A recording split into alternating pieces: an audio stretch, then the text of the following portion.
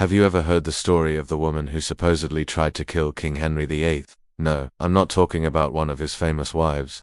I'm talking about a young servant girl from Yorkshire named Mabel Brigge. Her story is a chilling look at how dangerous life could be under the Tudor king, where a few careless words could cost you everything. So, let's travel back to 1538. England is in turmoil.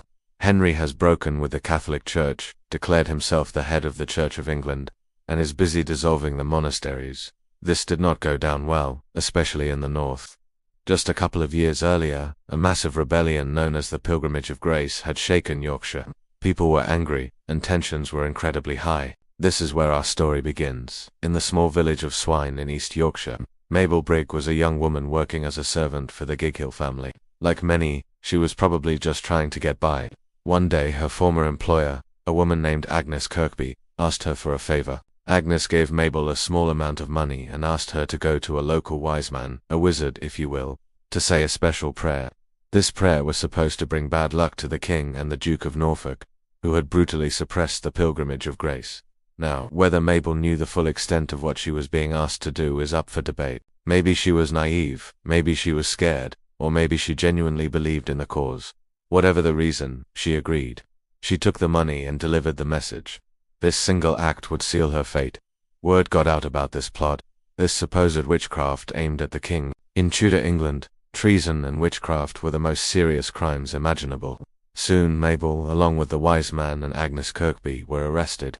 They were taken to York for trial. The trial itself was likely a terrifying ordeal.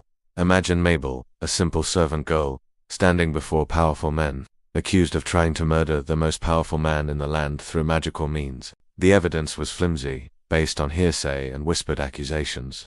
It was essentially her word against her accusers in an atmosphere thick with paranoia.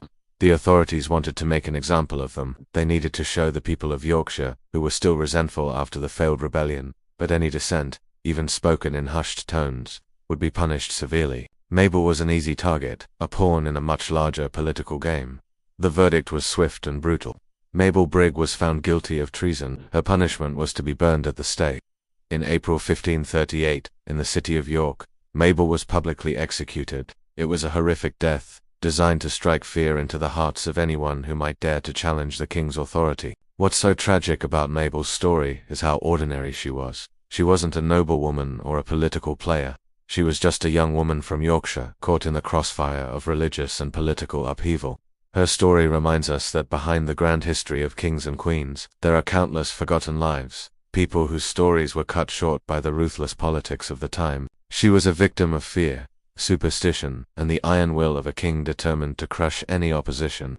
So the next time you think of Henry VIII, remember not just his 6 wives, but also the story of Mabel Brigge, the servant girl from Yorkshire who paid the ultimate price for a few whispered words. Thanks for watching. If you found this story interesting, please give this video a like and subscribe to the channel for more hidden histories. See you next time.